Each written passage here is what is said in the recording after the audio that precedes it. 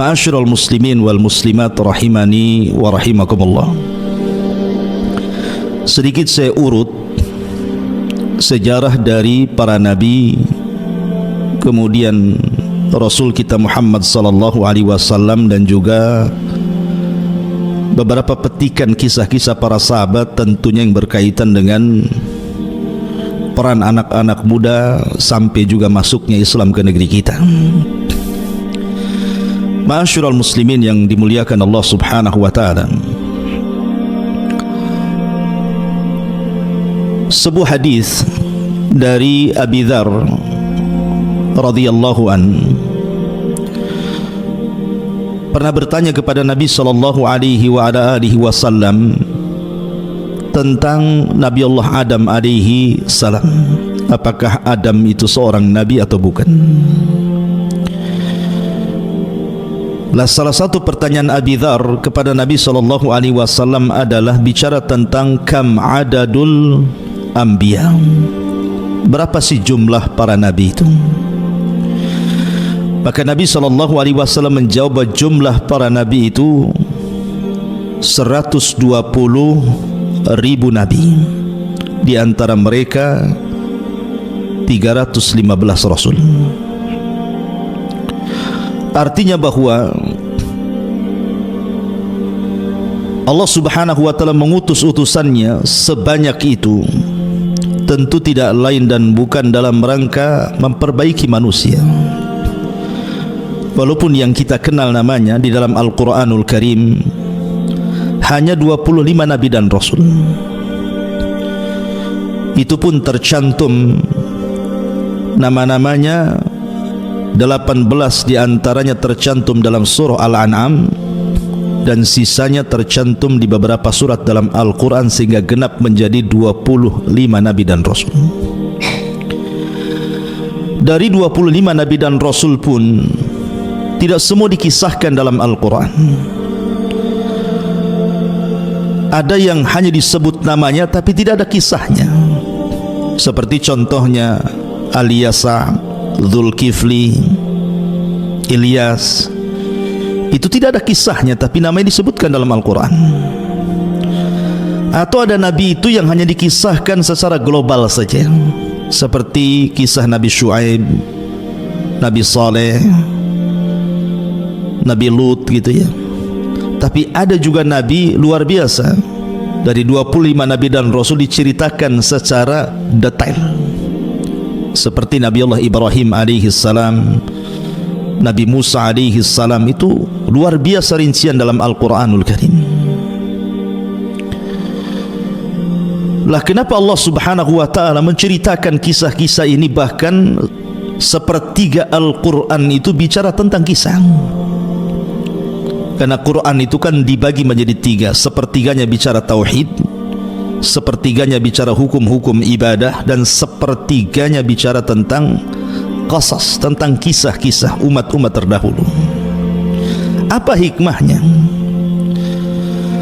Allah Subhanahu wa taala berfirman di dalam Al-Quranul Karim, di antara hikmahnya adalah wa kullan naqussu 'alaika min amba'ir rusul ma nuthabbitu bihi fuadak.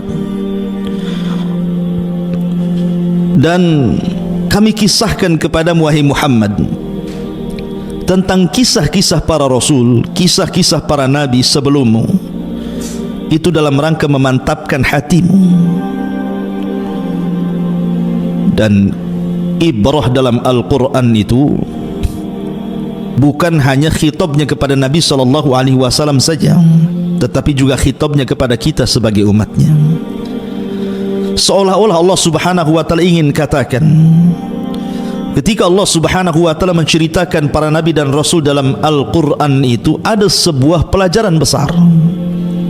Ketika Allah Subhanahu wa taala umpamanya menceritakan tentang kisah Nabi Nuh, ada pelajaran besar bagaimana kesabaran Nabi Nuh dalam menghadapi dakwah terhadap kaumnya.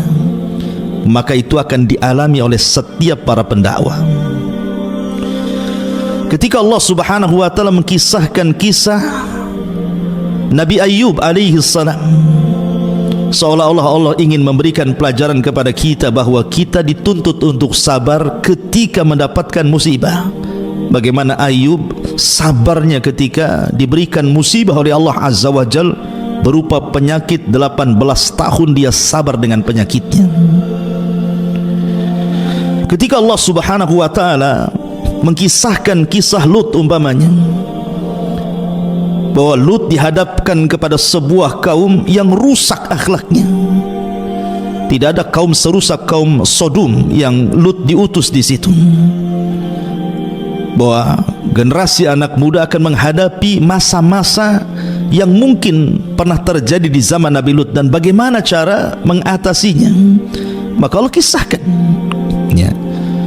Atau seperti Allah Subhanahu wa ta'ala mengkisahkan umpamanya kisah Nabiullah Ibrahim alaihi salatu wassalam, bagaimana Ibrahim anak muda yang tangguh ketika berhadapan dengan Namrud, dan itu akan dialami oleh setiap para duat dan para dai, dan begitu seterusnya. Artinya bahwa tidak ada yang tidak ada pelajarannya ketika Allah Subhanahu wa ta'ala mengkisahkan para nabi, terutama kisah Nabi kita Muhammad sallallahu alaihi wasallam.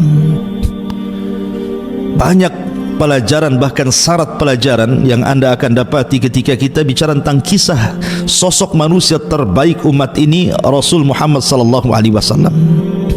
Nanti saya akan uraikan kisah-kisah, pelajaran-pelajaran khususnya untuk membangkitkan generasi anak muda di zaman sekarang, bagaimana menghadapi fitnah yang sudah menyebar di tengah-tengah kita. Ma'asyiral muslimin yang dimuliakan Allah Subhanahu wa ta'ala, kalau kita melihat beberapa kisah dalam Al-Quranul Karim yang berkaitan dengan peran anak muda atau generasi muda, itu luar biasa. Al-Quran itu menceritakan tentang kisah-kisah anak-anak muda yang kita bisa petik pelajarannya. Yang pertama, anda bisa baca dalam surah Al-Anbiya ayat 58 atau 60 sampai 58 sampai 60. Ketika Allah Subhanahu wa ta'ala mengkisahkan sosok anak muda yang Allah Subhanahu wa ta'ala katakan, qalu sami'na fatan yadhkuruhum yuqalu lahu Ibrahim. Mereka berkata bahwa kami mendengar ada anak muda. Lihat bahasa Quran, Allah mengatakan dengan kalimat fatan, anak muda. Anak muda ini bernama Ibrahim. Maksudnya Nabiullah Ibrahim alaihi salam. Nabi Ibrahim alaihi salatu wassalam adalah anak muda pemberani. Bayangkan dia sendirian menghadapi penguasa dunia yang zalim, Namrud. Kita tahu bahwa di dunia ini ada 4 raja yang pernah menguasai dunia, 2 mukmin dan 2 kafir. Adapun yang mukmin adalah Nabiullah Sulaiman alaihi salam dan juga Raja Dzulqarnain yang disebutkan dalam surah Al-Kahfi. Adapun yang kafir ada namanya Namrud dan juga Bukhtun Nasr yang menghancurkan Palestina dan membantai kaum Yahudi pada zamannya. Lah ada anak muda namanya Ibrahim alaihi salam sendirian menghadapi raja yang sangat zalim. Dengan keberaniannya dia menghancurkan patung-patung istana. Sebenarnya tujuan Ibrahim bukan menghancurkan patung. Buat apa patung dihancurkan? Toh juga bisa dibuat lagi. Hari ini patung dihancurkan, besok bisa diproduksi lagi. Tapi Nabi Ibrahim ingin memberikan pelajaran dengan kecerdasannya. Itulah bedanya anak muda dengan orang tua tuh. Anak muda itu punya kecerdasan. Ketika pengalaman tidak bisa menjadi solusi, maka kecerdasan itu diperlukan. Bagaimana Ibrahim ini menjadikan sosok anak muda yang cerdas. Tujuan dia menghancurkan patung bukan menghancurkan patungnya. Buat apa patung dihancurkan? Nanti dibuat lagi, diproduksi lagi. Tapi Ibrahim ingin mengatakan kepada Namrud dan para penyembah berhala di zaman itu bahwa berhala-berhala yang dianggap Tuhan oleh kalian itu jangan lagi melindungi kalian, melindungi diri mereka sendiri saja tidak sanggup. Lalu buat apa disembah kalau tidak bisa mendatangkan manfaat dan tidak bisa mencegah madarat? Lihat bagaimana peran anak muda Ibrahim alaihi salam, pemuda yang cerdas. Ini satu kisah.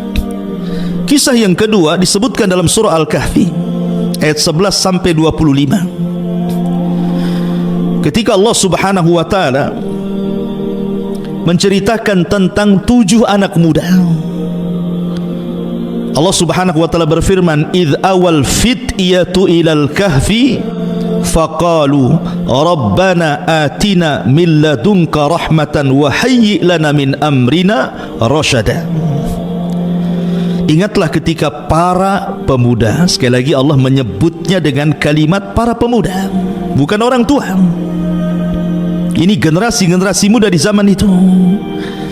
Ingatlah ketika para pemuda-pemuda itu berlindung ke dalam gua, lalu mereka berdoa, "Ya Allah, berikanlah rahmat kepada kami dari sisimu dan sempurnakan petunjuk yang lurus bagi kami dalam urusan kami."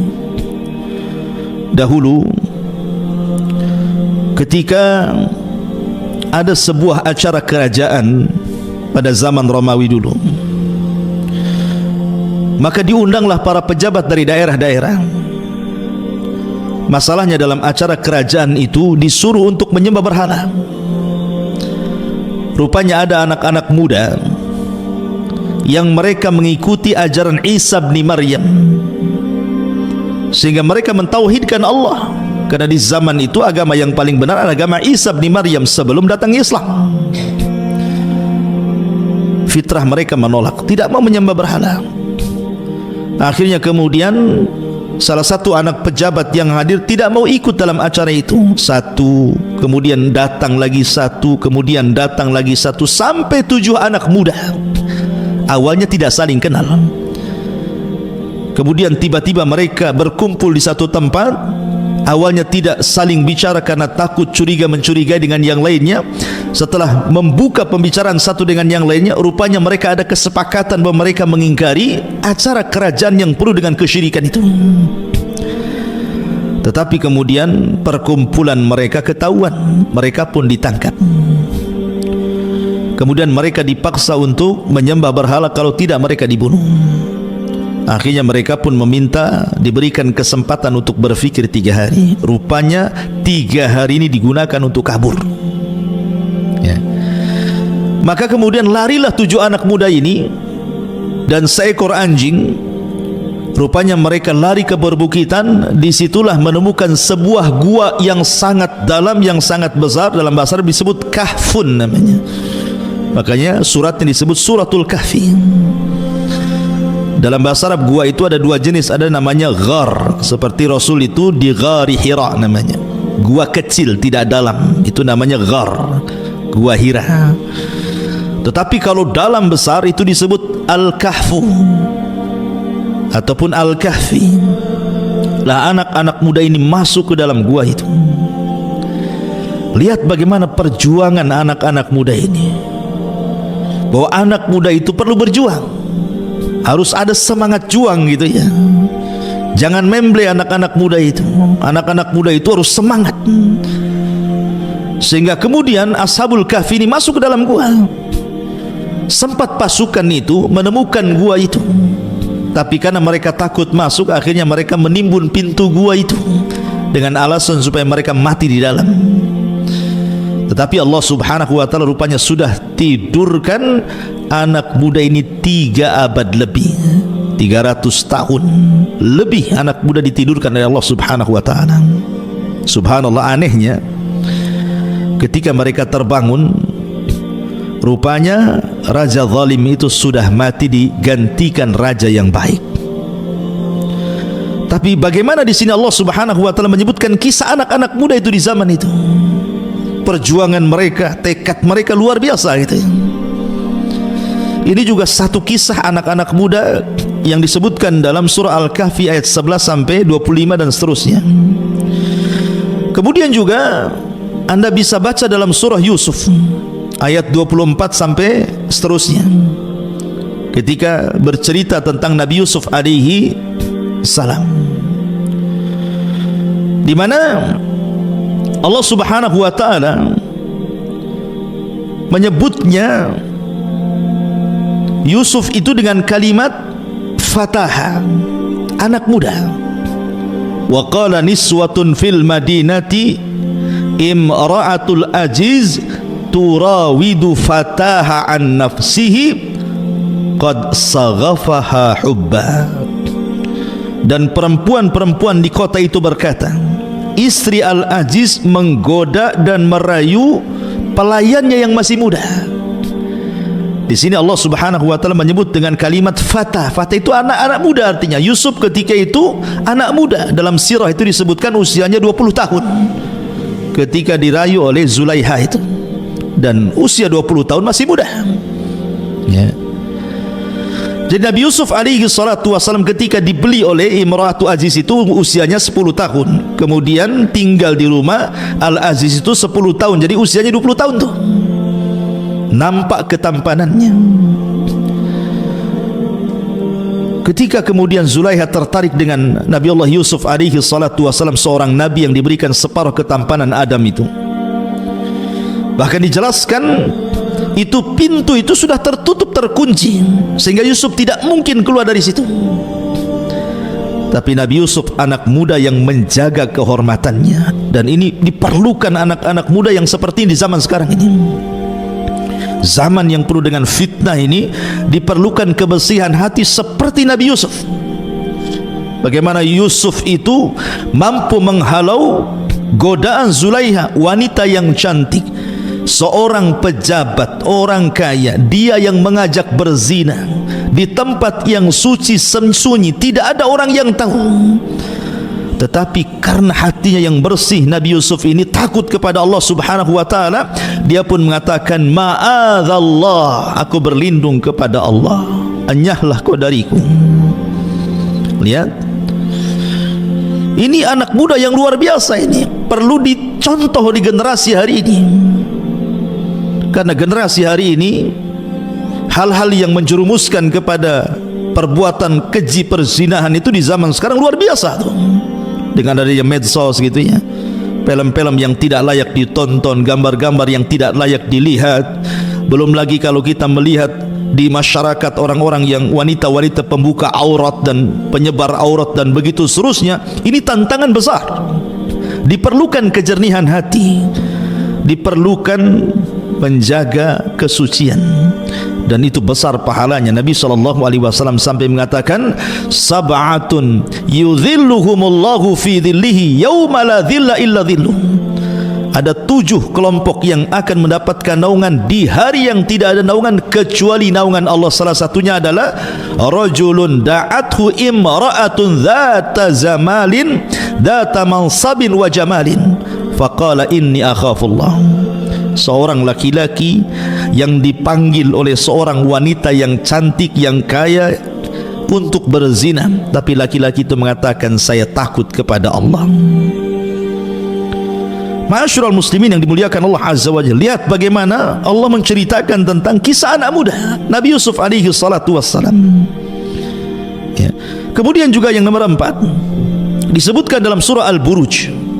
Disebutkan dalam surah Al-Buruj, Allah Subhanahu wa taala mengatakan, kutila ashabul uhdud an-nari dhatil waqud idhum 'alaiha qu'ud wa hum 'ala ma yaf'aluna bil mu'minina syuhud wa ma naqamu minhum illa an yu'minu billahil azizil hamid. Binasalah orang-orang pembuat parit api, maksudnya para pembesar Najran Yaman.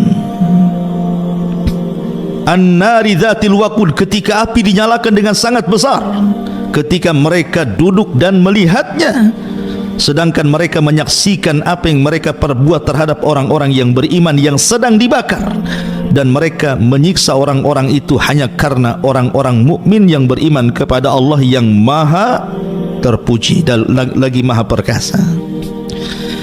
Jadi kisah Ashabul Uhdud ini yang disebutkan dalam surah Al-Buruj itu mengkisahkan tentang kisah anak muda itu. Secara singkat begini, jadi ada seorang raja Yahudi tapi masyarakatnya Nasrani, namanya Dzunwas.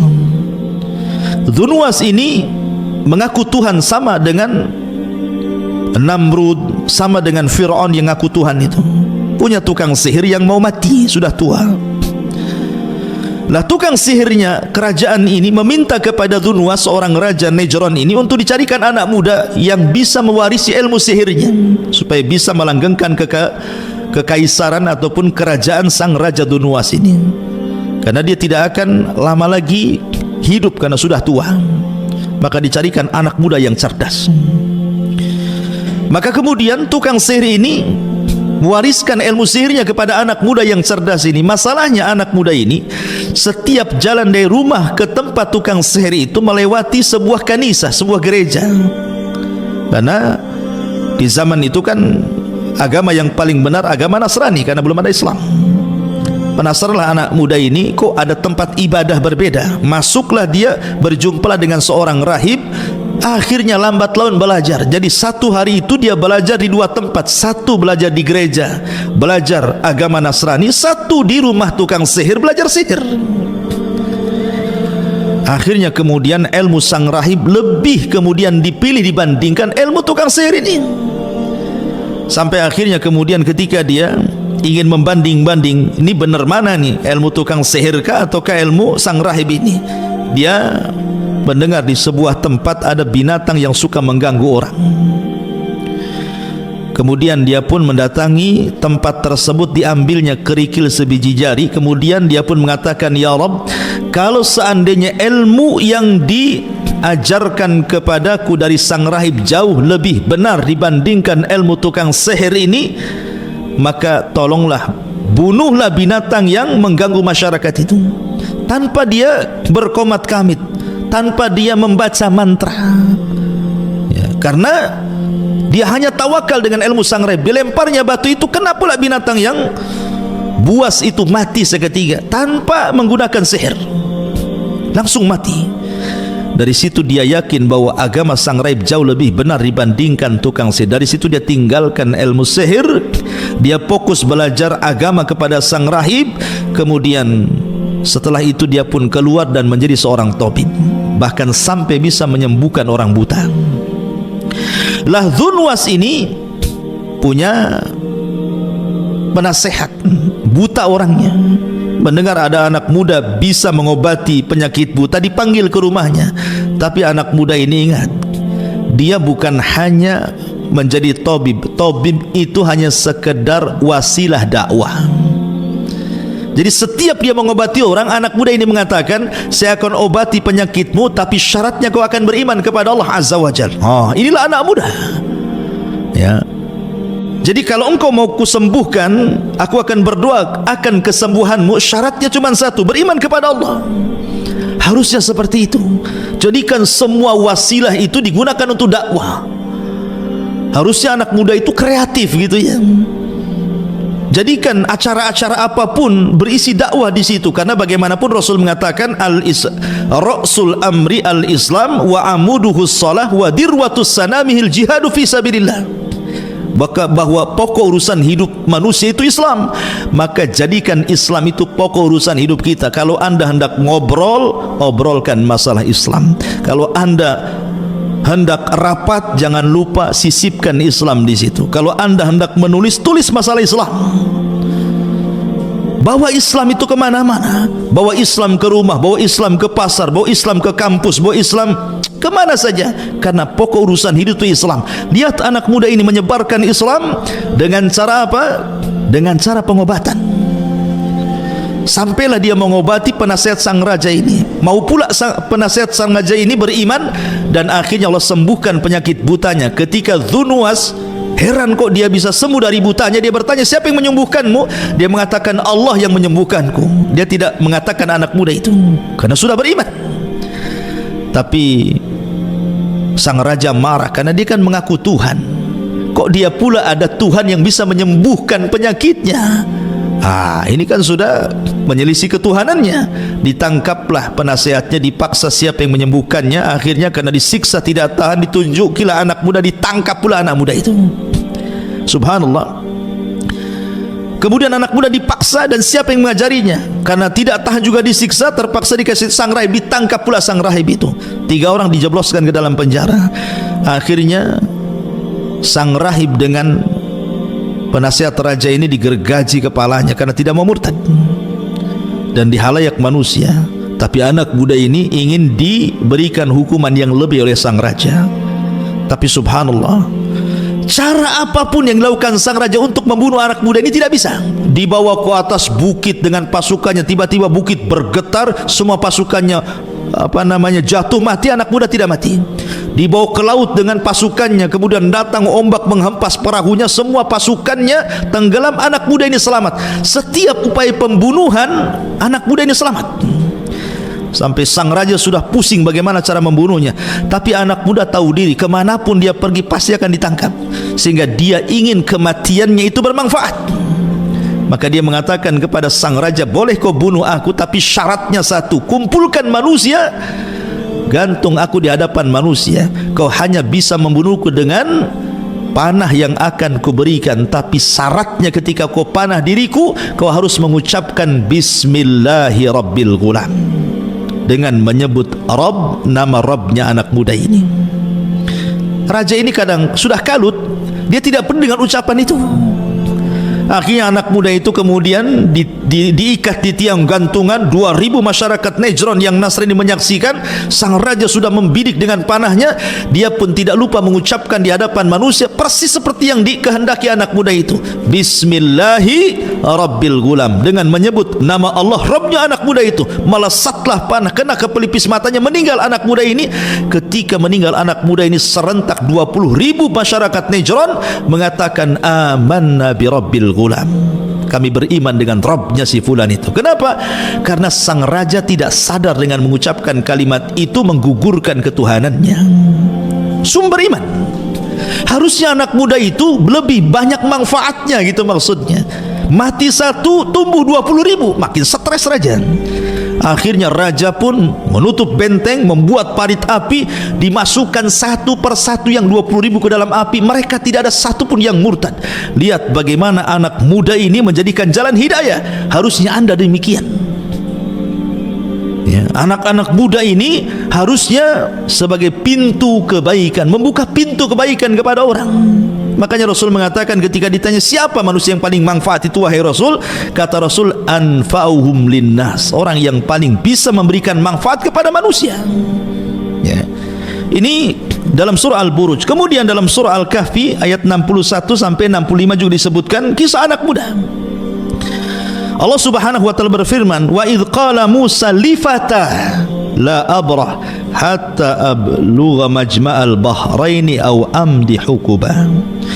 Dan ingatlah ketika Musa berkata kepada pembantunya anak muda. Fatah itu artinya anak muda. Ya.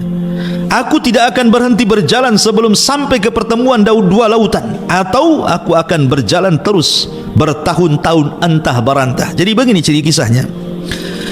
Suatu ketika Musa berceramah di depan Bani Israel. Tiba-tiba kemudian ada orang mengatakan, wahai Musa, adakah orang yang lebih alim dari kamu? Musa lupa mengucapkan insyaallah, langsung mengatakan tidak ada. Ucapan Musa ini tidak salah, karena memang di zaman itu tidak ada orang lebih alim dibandingkan Musa. Bagaimana tidak? Dia ulul azmi, dia kalimullah, dia rasul, dia nabi, orang mulia.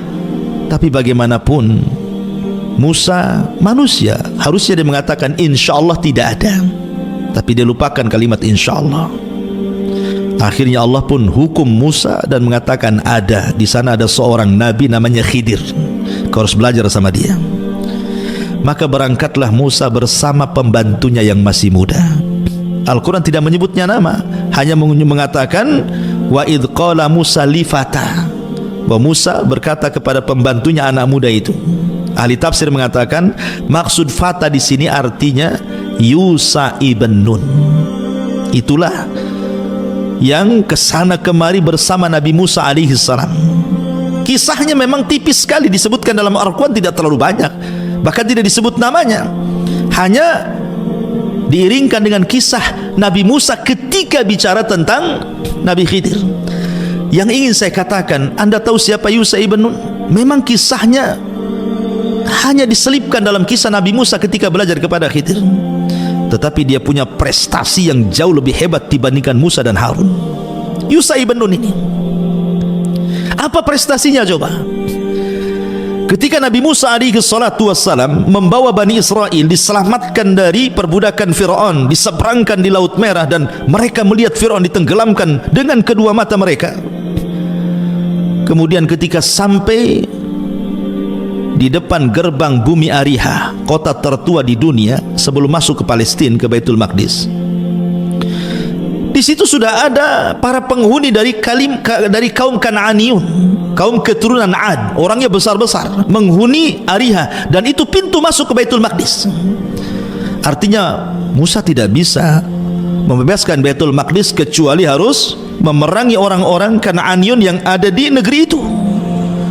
Maka diutuslah mata-mata. Rupanya mata-mata ini melihat bagaimana badan posturnya orang-orang yang berada di area itu besar-besar. Ketakutan mereka, macam mana kita akan menghadapi kaum yang raksasa ini, katanya. Akhirnya Musa mengatakan, jangan ceritakan kepada pasukan, nanti mereka ketakutan. Tapi mereka berkhianat, hanya 2 orang yang tidak menceritakan, salah satunya Yusha ibn Nun, yang lainnya malah kemudian membuat ketakutan di tengah-tengah Bani Israel sehingga mereka tidak mau perang. Ketika Musa mengajak mereka berperang untuk mengambil Baitul Maqdis dengan cara menaklukkan Ariha kala itu, tiba-tiba kemudian mereka dengan lancangnya mengatakan kepada Nabi mereka, idhab anta wa rabbuka faqatila inna hahuna qaidun. Hei Musa, kalau engkau hendak mengajak perang kami, silahkan berangkat sendiri, ajak Tuhanmu perang berdua, biar kami nonton siapa yang kalah, siapa yang menang. Nah, itu kurang ajar tuh. Bani Israel ngomong begitu sama nabinya, ya. Akhirnya kemudian Allah pun azab Bani Israel, terpaksa mereka harus dibuat linglung di negeri yang disebut dengan Ardute. Mereka tidak bisa keluar dari situ, di gurun pasir, panas, kering, kelontang, nggak ada tumbuhan, nggak ada tanaman. 40 tahun mereka tinggal di situ, sampai Musa meninggal di situ, Harun pun meninggal di situ. Tidak bisa merebut Baitul Maqdis. Baru datang generasi pemberani dipimpin Yusha ibn Nun. Bayangkan, tadinya seorang pembantu Nabi Musa, tapi karena kemana-mana bersama Nabi, akhirnya diangkat jadi Nabi juga. Yusha ibn Nun diangkat jadi Nabi. Nabi Yusha ibn Nun, dialah yang memimpin generasi setelah Musa dan Harun dan berhasil merebut Baitul Maqdis. Bahkan satu-satunya Nabi yang memiliki mukjizat mampu menahan matahari, dialah Yusha ibn Nun. Ketika peperangan itu masuk ke hari Sabtu, hampir matahari tenggelam dan masuk ke hari Sabtu, sementara orang-orang Yahudi itu sangat memuliakan hari Sabtu, tidak boleh ada perang. Maka Yusha tidak mau menghentikan perang. Dia pun mengatakan kepada matahari, wahai matahari, kau diperintah Allah, aku juga diperintah Allah, maka jangan kau tenggelam dulu sampai perang ini dimenangkan. Matahari itu diam, tidak mentenggelam sampai betul-betul dimenangkan, baru tenggelam. Nah, itulah mukjizatnya Yusha ibn Nun, ya.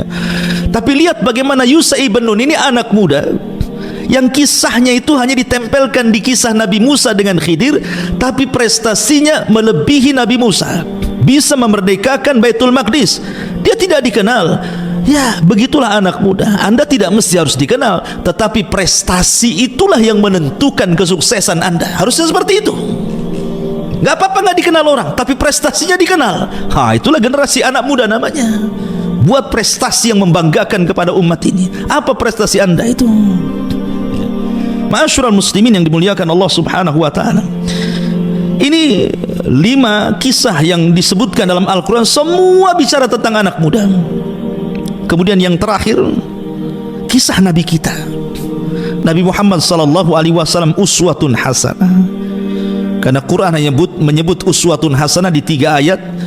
berbicara kepada dua nabi, pertama Ibrahim, yang kedua Rasul kita Muhammad sallallahu alaihi wasallam. Lihat bagaimana perjalanan kehidupan Nabi sallallahu alaihi wasallam. Subhanallah. Kalau Anda meneliti kisah Nabi sallallahu alaihi wasallam, luar biasa. Seandainya saya menceritakan kisah Nabi Muhammad sallallahu alaihi wasallam dari awal sampai akhir dengan cara rinci, mungkin usia saya sudah meninggal, kisahnya belum selesai. Kalau betul-betul dikisahkan gitu ya, mulai daripada akhlaknya, kehidupannya, dan begitu seterusnya, luar biasa. Sebelum diangkat menjadi nabi saja, Nabi sallallahu alaihi wasallam itu anak muda yang dikenal akhlaknya luar biasa, sadiqul amin, orangnya sadik, jujur, dan juga amanah. Bayangkan, ketika usia 12 tahun, Nabi sallallahu alaihi wasallam itu diajak oleh pamannya Abu Talib untuk berdagang ke Syam. Tetapi masalahnya ketika sampai di perbatasan Syam, rupanya dicegat oleh seorang Buhaira, seorang rahib namanya Buhaira rahib. Ini seorang pastor yang sangat ekstrim gitu ya. Kalau melihat sirahnya gitu, dia diusir oleh pastor-pastor yang lain karena terlalu ekstrim ya, karena terlalu memegang ajaran Nasraninya itu di zaman itu. Lah, pastor ini atau rahib ini, karena dia banyak membaca, sehingga dia akhirnya meramalkan sebuah ramalan tentang akan munculnya seorang nabi. Kemudian ketika pada waktu Rasul berjalan dengan Abu Talib, rupanya tanda-tanda itu ada. Makanya dia kemudian menunggu di perjalanan, setiap ada kafilah yang datang dari negeri Arab ke Syam, dicegat. Kemudian dilihat ada enggak tanda-tanda kenabian. Sampailah ketika kafilah Abi Talib kemudian berpapasan dengan dia, dilihat ada tanda-tanda yang aneh, dihentikan, kemudian diajak makan. Rupanya betul apa yang selama ini ditunggu-tunggu tentang kemunculan seorang nabi, nabi itu sudah ada di hadapannya. Rasul ketika itu masih usia 12 tahun. Apalagi ketika melihat stempel kenabian yang ada di bahu Rasul, maka makin jelaslah bahwa dia seorang nabi. Dari situ kata Buhaira rahib, sebaiknya jangan kau lanjutkan perjalanan wahai Abu Talib ke Syam, sebab kalau orang-orang Yahudi di Syam tahu dia bakal seorang nabi, akan dibunuh dia. Sebaiknya pulang lagi. Maka Nabi SAW tidak jadi ke Syam, kemudian pulang lagi. Tetapi Nabi SAW usia 12 tahun ya, usia 12 tahun itu kalau sekarang mungkin baru SD, SMP aja belum. 12 tahun itu belum lulus SD kan. Tapi Nabi SAW sudah pekerja keras.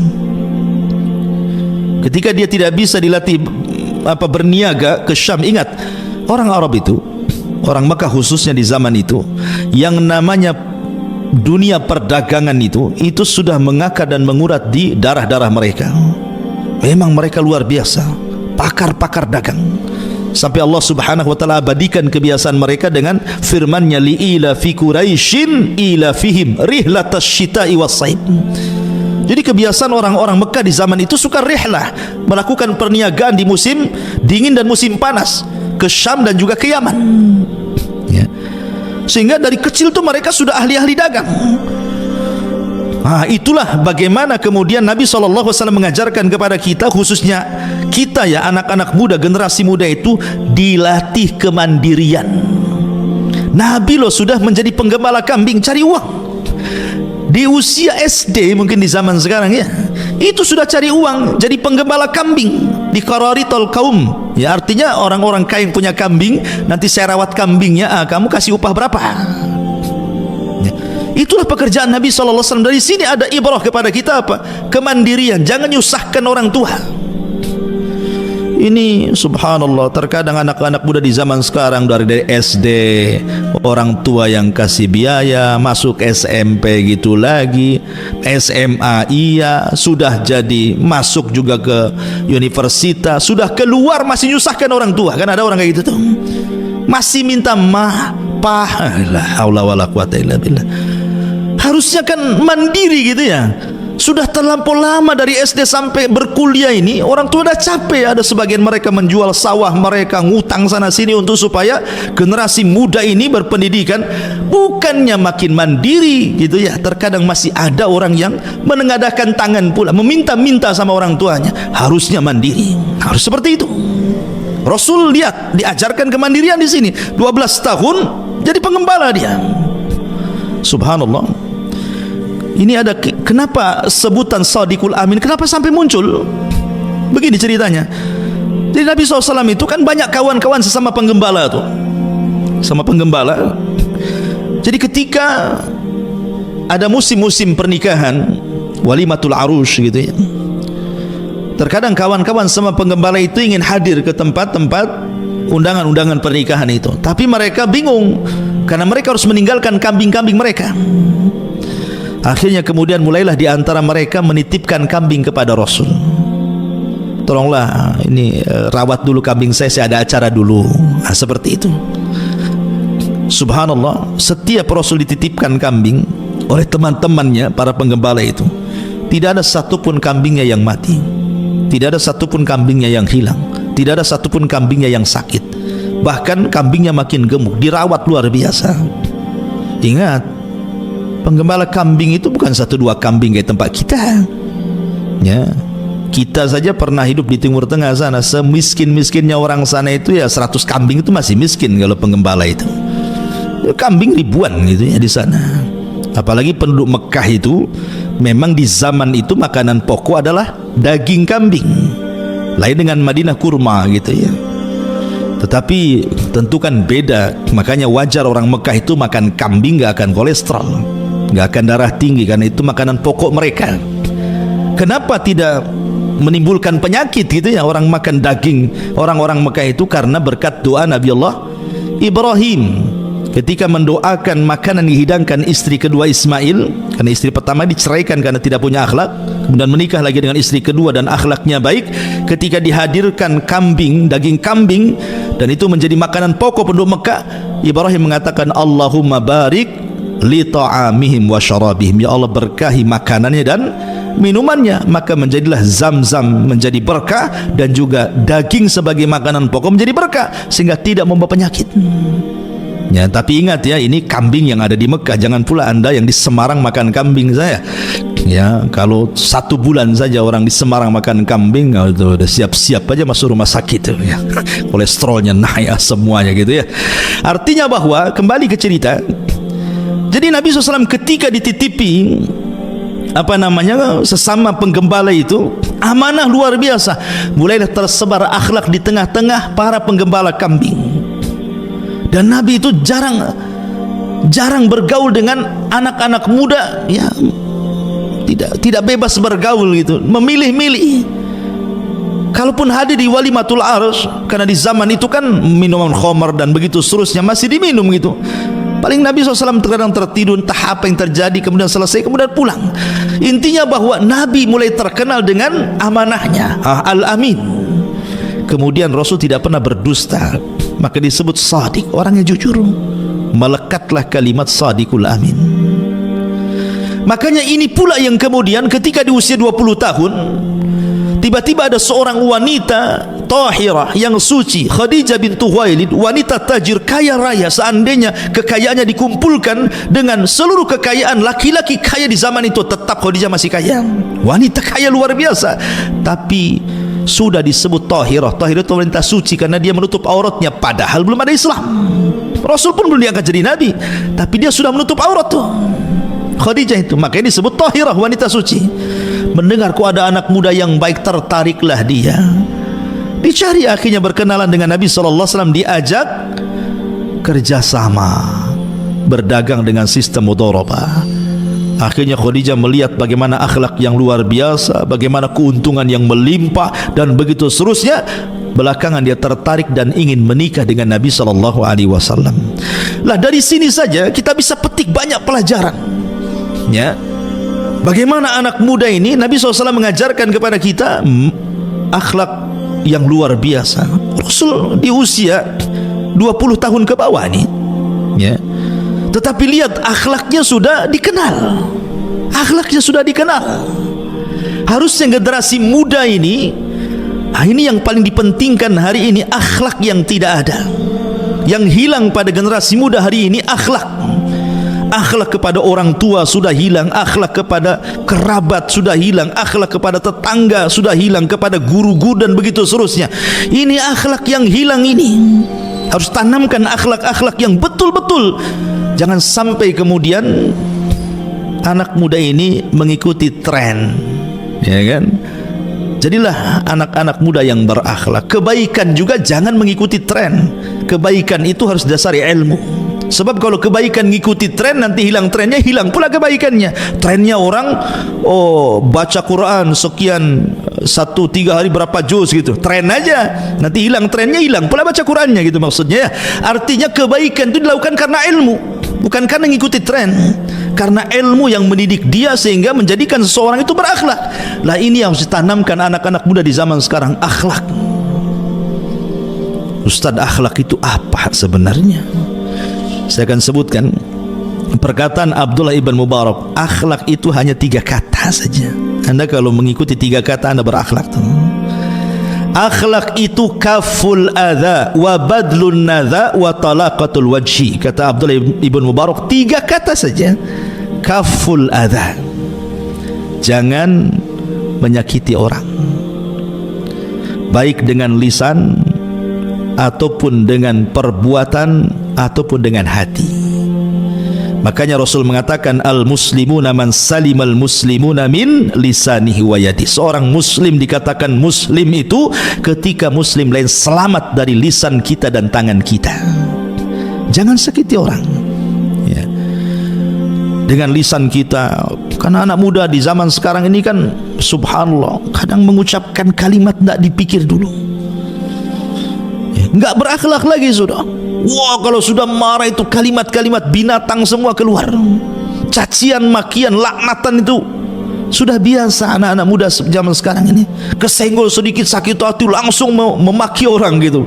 La haula wala quwata illa billah. Maka cerminan akhlak itu bisa menjaga lisan, tidak mengeluarkan kata-kata kecuali yang baik. Kalau tidak bisa diam. Atau perbuatan, atau mungkin hati mudah suudon sama orang gitu ya. Kemudian yang kedua, badlun nadha. Kata Abdullah bin Mubarak, badlun nadha itu artinya mudah menolong. Anak muda sekarang mudah menolong. Harusnya mudah menolong. Apalah yang bisa saya bantu? Anda bisa ilmu, sebarkan ilmu. Anda bisa punya tenaga, dengan tenaganya, dengan jabatannya, dengan apanya. Apa yang bisa Anda lakukan untuk Islam, lakukan. Kemudian talaqatul wajhi. Jangan lupa punya wajah yang tidak menyeramkan orang. Mudah senyum ya. Mudah senyum. Lihat bagaimana Nabi Allah Sulaiman ketika melihat senyum semut yang bicara kepada sesama semutnya. Ketika Sulaiman hendak berjalan dengan pasukannya, kata Raja Semut, masuklah kalian kepada lubang-lubang kalian. La yakhtimannakum Sulaiman wa junuduhu wa hum la yash'urun. Jangan sampai Sulaiman dan pasukannya menginjak kalian sementara mereka tidak tahu. Sulaiman paham bahasa binatang. Apa?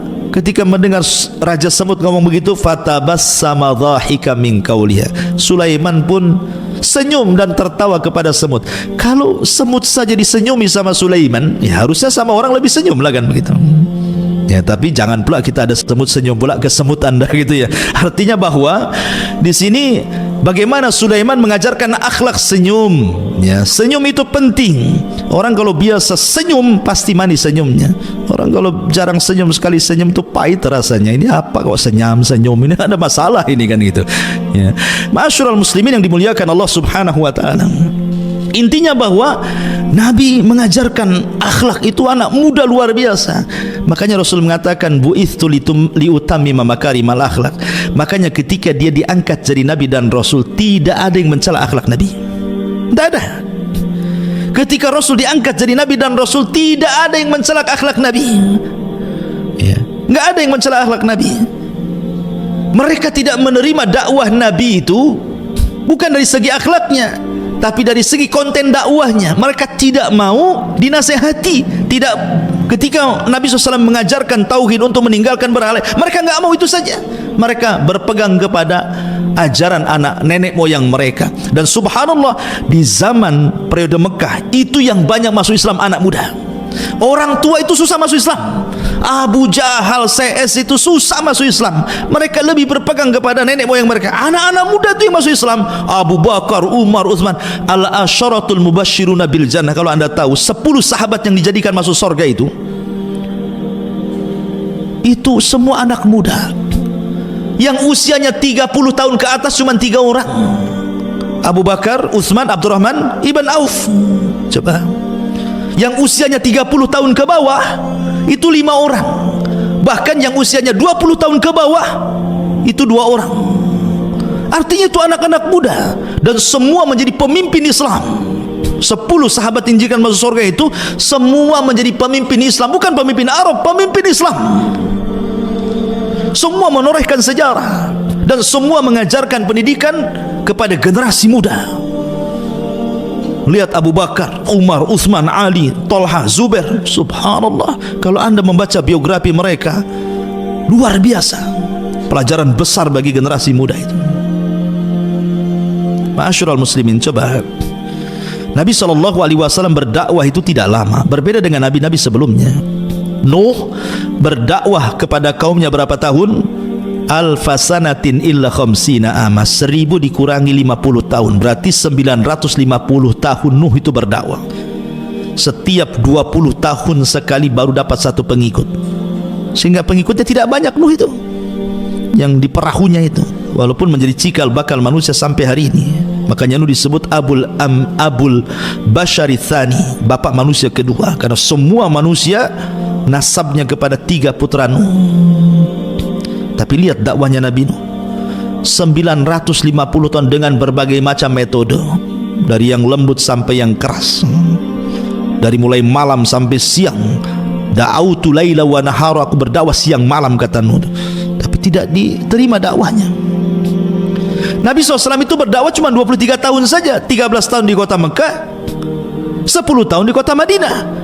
Tapi tidaklah Nabi SAW wafat kecuali Rasul sudah mempersiapkan generasi-generasi anak muda, pemimpin-pemimpin masa depan kaum muslimin, dan semua bidang ada pada para sahabat Nabi. Apa yang dihajatkan kaum muslimin ada. Nah, ini menunjukkan apa? Ilmu parenting namanya. Bagaimana Nabi SAW itu membuat pendidikan yang sangat berhasil. Tidak perlu belajar parenting ke barat itu. Nabi sudah mengajarkan, tidaklah Rasul wafat kecuali generasinya sudah ada. Semuanya berhasil. Yang dihajatkan kaum muslimin ada semua di para sahabat. Semua ada. Tidak ada yang tidak ada. Apa yang dihajatkan manusia ada semuanya di para sahabat. Siapa yang mendidik mereka? Nabi. Generasi sahabat, anak-anak muda luar biasa. Bahkan kalau anda lihat para pakar hadis, itu semua anak muda. Ya, ma'asyiral muslimin yang dimuliakan Allah Azza wa Jalla. Siapa para pakar hadis? Saya contohkan. Pakar hadis itu maksudnya yang banyak meriwayatkan hadis kepada kita: Abu Hurairah, Abdullah ibn Umar, Anas ibn Malik, Aisyah, Abdullah ibn Abbas, Jabir bin Abdullah, Abu Sa'id Al-Khudri. Ini 7 orang yang dikenal al-mukthiruna fil hadis, yang banyak meriwayatkan hadis Nabi sampai kepada kita ini, yang dikeluarkan oleh para pengeluar hadis Muslim, Bukhari, Abi Dawud, dan begitu seterusnya. Itu kebanyakan dari 7 sahabat ini. Mereka lah orang-orang yang banyak meriwayatkan di atas 1000 hadis, maksudnya gitu. Jadi sahabat-sahabat yang meriwayatkan hadis sampai kepada kita di atas 1000 hadis. Dan yang terbanyak adalah Abu Hurairah, 5000 hadis lebih gitu ya. Tapi kita lihat Abu Hurairah radhiyallahu an, anak muda ya. Abdullah bin Umar anak muda. Bahkan Abdullah bin Abbas itu berjumpa dengan Rasul cuma 3 tahun saja, kemudian Rasul meninggal dunia. Tapi tidak menghalangi menjadi ulama dunia. Abdullah bin Abbas itu anak muda, usia 13 tahun Rasul sudah meninggal. Karena ketika dia dibawa oleh bapaknya Abbas itu dari Mekah ke Madinah pada tahun 7 Hijriah, baru berjumpa dengan Rasul di usia 10 tahun, sehingga 11 Hijriah Rasul meninggal, hanya berjumpa 3 tahun bersama Rasul. Tapi lihat 3 tahun perjalanan bersama Rasul menjadikan Abdullah bin Abbas ulama besar. Hanya 3 tahun saja, menunjukkan kegigihan Abdullah bin Abbas tentunya dalam belajar, ya, dalam belajar. Anas bin Malik menjadi pembantu Rasul gitu ya, di usia 10 tahun sampai wafatnya Nabi, jadi ulama besar. Jabir bin Abdullah, Abu Sa'id Al-Khudri, bahkan Ummul Mu'minin Aisyah radhiyallahu anha, ini semua usia-usia muda tuh, usia muda, cerdas, berkualitas, dan juga menorehkan banyak sejarah. Kalau harusnya anak-anak muda seperti itu. Ada satu kisah menarik. Jadi di zaman Nabi Shallallahu Alaihi Wasallam, ini di zaman sahabat, anak-anak para sahabat Nabi Shallallahu Alaihi Wasallam, usianya masih muda, masih belasan tahun, ya, mungkin usia SMP lah di zaman sekarang ini. Di sana ada Abdullah ibn Umar, kemudian Mus'ab, kemudian Urwah, kemudian satunya Abdul Malik ibn Marwan. Jadi 4 sahabat ini, anak-anak sahabat ini, Abdullah ibn Umar, anak daripada Umar ibn Khattab. Kemudian Mus'ab ibn Zubair, putra daripada Zubair ibn Awam. Urwah bin Zubair juga sama, putra daripada Zubair ibn Awam. Kemudian Abdul Malik ibn Marwan, putra daripada Marwan, sahabat Nabi. Jadi anak-anak muda ini kumpul di depan Ka'bah, ya, karena mereka bukan anak-anak muda jalanan, bukan anak-anak muda yang hidup di jalan-jalan, trek-trekan zaman sekarang ini kan, nongkrong di jembatan. Bukan, mereka bukan anak-anak muda gaya anak muda zaman sekarang gitu ya, nongkrong tapi pegang-pegang botol minuman keras. Nah, mereka anak-anak muda terdidik. Yang namanya anak-anak muda terdidik tentu kalau berkumpul yang dibicarakan pasti soal cita-cita masa depan. Kamu kalau sudah besar nanti ingin jadi apa gitu bahasanya. Itulah anak muda. Harusnya seperti itu anak muda ini. Ini kumpul, kalau laki-laki cerita perempuan, kalau perempuan cerita laki-laki. Mau jadi apa Anda ini? Ya. Lihat bagaimana ini 4 anak-anak sahabat ini bercerita tentang cita-cita. Yang lain mengatakan, wahai Mus'ab, kalau engkau besar ingin jadi apa? Ya. Kalau engkau wahai Urwah ingin jadi apa? Kalau engkau ya Abdullah ibn Malik ingin jadi apa? Maka kata Mus'ab, dia mengatakan, kalau aku besar, aku ingin menjadi orang besar dan menikahi 2 wanita dari pembesar, Aisyah bintu Tolha dan Sakinah bintul Hasan. Ada Urwah mengatakan, kalau aku tidak, aku ingin menjadi ulama yang diambil ilmunya. Ini luar biasa. Apa kata Urwah?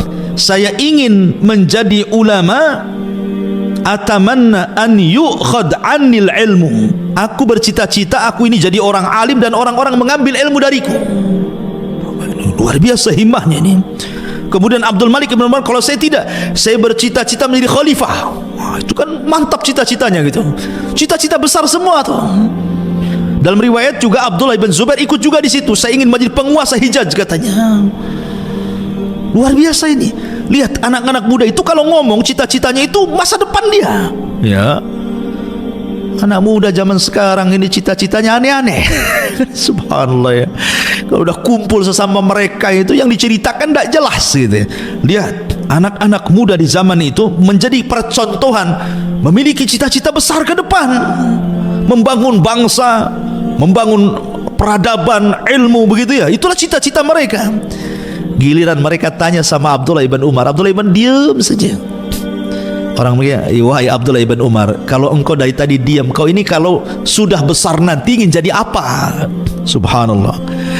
Abdullah ibn Umar lain pula dia cita-citanya. Dia mengatakan, tamannaitu an adkhulal jannah.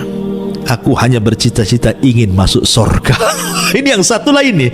Ini yang 4 ini atau yang 3 tadi itu bicara tentang dunia semua tuh. Ya. Tapi yang satu ini pula cerita akhirat. Subhanallah. Karena mereka anak-anak muda yang gigih, yang betul-betul mengejar cita-cita. Semua yang dicita-citakan menjadi kenyataan semuanya. Urwah menjadi ulama besar. Siapa tidak kenal Urwah ibn Zubair? Alim, ulama besar. Seorang talibul ilmi harus kenal siapa Urwah. Kalau anda baca kitab-kitab tafsir, banyak kemudian tafsir-tafsir yang diambil dari perkataan Urwah ibn Zubair ini. Abdul Malik ibn Marwan menjadi khalifah. Abdullah ibn Zubair menjadi khalifah. Semua tercapai cita-citanya kecuali Abdullah ibn Umar, ya, karena cita-cita tidak di dunia. Dia cita-cita ingin masuk surga, ya kan? Tapi lihat himmahnya luar biasa, semangatnya loh. Itulah anak muda namanya, ya. Itu anak muda. Didikan siapa mereka coba? Didikan Nabi SAW. Nabi yang mendidik mereka seperti itu, ya.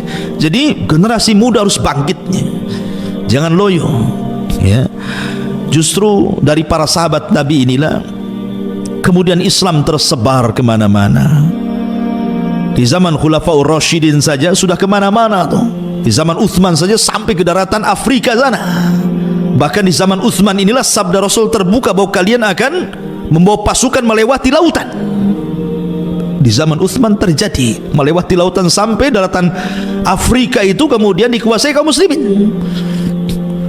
Dan di zaman Khulafaur Rasyidin sudah hampir sebagian besar dunia sudah tersebar Islam kemana-mana, ya. Sampai kemudian dengan berkembangnya Islam dari satu daerah ke daerah berikutnya sampai pula ke negeri kita. Walaupun tentu dengan berbagai macam Persilah Islam masuk ke Nusantara ini. Ada yang Persi Gujarat tahun berapa itu, 13 abad 13 Masehi gitu, ya. Ada yang mengatakan Persia gitu, ya. Ada yang mengatakan Persinya Arab Mekah gitu, ya. Ada yang mengatakan Persi Cina, macam-macam. Tapi intinya bahwa akhirnya Islam pula masuk ke negeri kita, dan ini sebuah nikmat besar. Kalaulah bukan karena nikmatul Islam, kita tidak akan pernah bahagia. Karena Islam ini agama kebahagiaan yang mendidik generasi-generasi muda menjadi generasi-generasi terbaik umat ini.